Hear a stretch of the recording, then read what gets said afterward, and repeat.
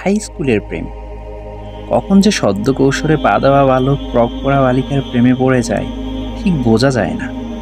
Coaching ফাঁকি দিয়ে বালক হেঁটে বেড়ায় বালিকার বাসার আশেপাশের অলিগলিতে। হয়তো কোনো এক দুর্বল মুহূর্তে বালিকা ব্যালকনিতে আসবে, দক্ষিণের বাতাসে ভাসিয়ে দেবে বেনি খোলা চুল। ক্ষণিকের দেখা পাওয়া, এতটুকুই তো চাওয়া। এতেই বালকের রাতের ঘুম শেষ। অঙ্কে ভুরি ভুরি ভুল, বিজ্ঞানের ক্লাসে কান ধরে দাঁড়িয়ে থাকা।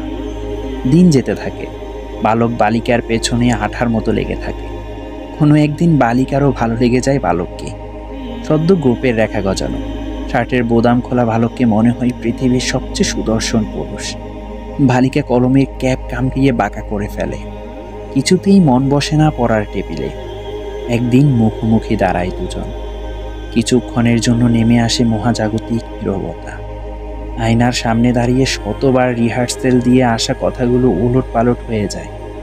বালক তোতলাতে শুরু করে, গলা শুকিয়ে যায়, নার্ভাস লাগে। বালিকা বালকের করুণ অবস্থা বুঝে ফেলে নিমিষেই। ঠোঁটের কোণে রহস্যময় এক টুকরো হাসি ঝুলিয়ে রেখে বালিকা কঠিন স্বরে বলে, এই ছেলে, এত ভয় পাচ্ছ কেন? আমি কি বাঘ, খেয়ে ফেলবো? বালক আরো নার্ভাস হয়ে যায়। বালিকা ফিক করে হেসে ফেলে। বয়ঃসন্ধিকালীন প্রেমের জটিলতা, অস্থিরতা, জীবন ধ্বংসের অন্যান্য আরও দিক খুব সযত্নে লুকিয়ে গল্প, উপন্যাস, মুভি, সিরিয়ালে রোমান্টিসিজমের চাদরে মুড়িয়ে একে খুবই ইতিবাচক হিসেবে উপস্থাপন করা হয়। প্রথম ভালো লাগা, প্রথম ভালোবাসা, প্রথম কাছে আসা, প্রথম স্পর্শ, সব মিলিয়ে যেন নির্ধারণ সুখের এক কমপ্লিট প্যাকেজ।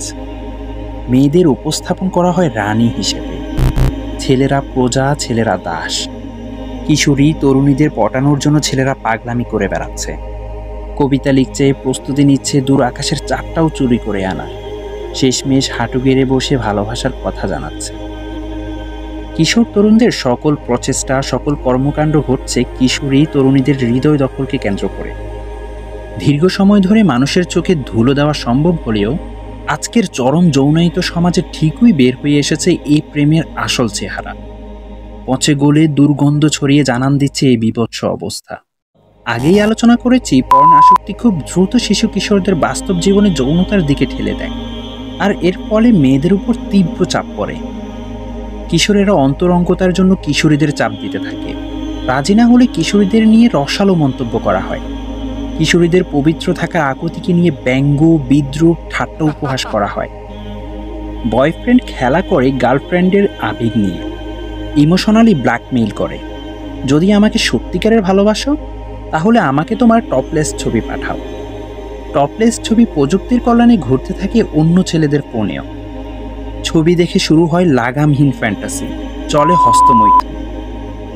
অন্য ছেলেরা এসব ছবি ব্যবহার করে ব্ল্যাকমেইলের হাতিয়ার হিসেবে।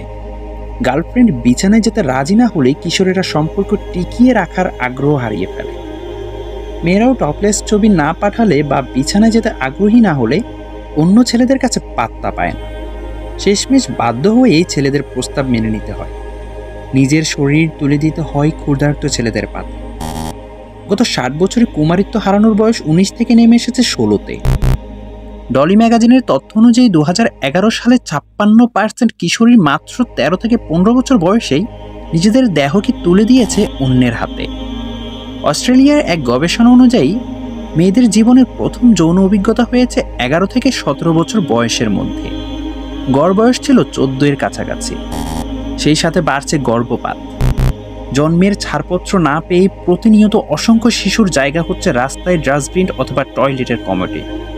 বিছানায় বয়ফ্রেন্ডের যে কোনো আবদার মেনে নিতে বাধ্য হচ্ছে মেয়েরা, হোক সেটা অ্যানাল সেক্স, ওরাল সেক্স বা গ্রুপ সেক্সের মতো বিকৃত যৌনাচার।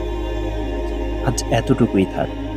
এত নিম্নমানের বেহায়াপনা আলাপ করতে মস্তিষ্ক আজকে আর সায় দিচ্ছে না।